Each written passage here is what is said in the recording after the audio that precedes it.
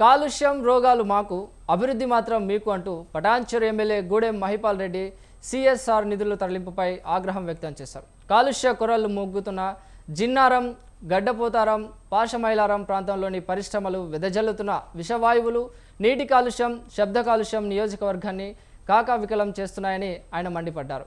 సామాజిక బాధ్యతగా భావించాల్సిన పరిశ్రమలు ఇక్కడ అభివృద్ధిని అడ్డుకోకూడదని ఆయన సంగారెడ్డిలో అన్నారు. విధమైన రకరకాల పొల్యూషన్తో ఆ ప్రాంతం అంతా విషగుండంగా మారి నక్కవాగు, కాజుపల్లి జిల్లాల వాగు, ఇంగ్లీష్ పత్రికలు, డక్కన్ క్రానికల్ అటువంటి పెద్ద పెద్ద పత్రికలు గిట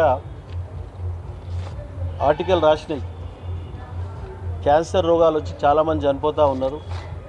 మహిళలు రొమ్ము క్యాన్సర్ కానీ, గొంతు క్యాన్సర్ కానీ, లివర్ క్యాన్సర్ కానీ ఇటువంటి రకరకాల డాక్టర్ గుర్తుపట్టని రోగాలు వచ్చి చనిపోతూ ఉన్నారు అనే ఆలోచనతో దానికి రిపోర్ట్ గిట్ ఇవ్వడం జరిగింది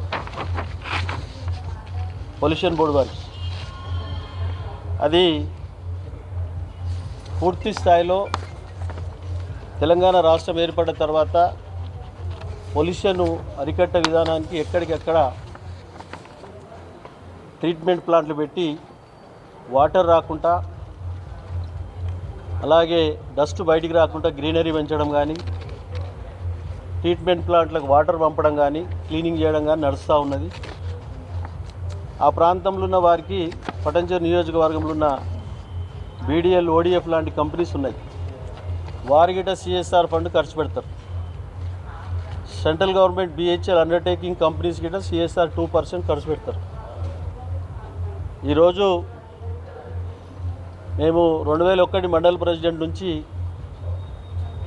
మేము చిన్నగా ఉన్నప్పటి రైట్. ఇదే అంశంపైన మరింత సమాచారాన్ని మా ప్రతినిధి యాదగిరి గౌడ అందిస్తారు. యాదగిరి.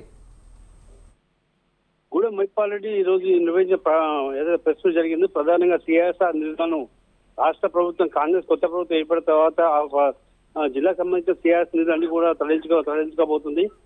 రాష్ట్రంలో మిగతా ప్రాంతాల అభివృద్ధికి గాను ఇక్కడ నుంచి వచ్చినటువంటి ఏదైతే సిఎస్ఆర్ నిధులు వస్తాయో వాటిని మిగతా ప్రాంతాల అభివృద్ధికి మాత్రమే ఉపయోగిస్తున్నారని చెప్పేసి, తద్వారా స్థానికంగా ఉన్నటువంటి పరిశ్రమలలో వచ్చేటువంటి ఏదైతే సిఎస్ఆర్ నిధుల వల్ల స్థానికంగా ఉన్నటువంటి వాళ్ళు లబ్ధి పొందలేకపోతున్నటువంటి విషయాన్ని పటాన్చెరు కూడా మహిపాల్ రెడ్డి ఘాటుగానే స్పందించారు.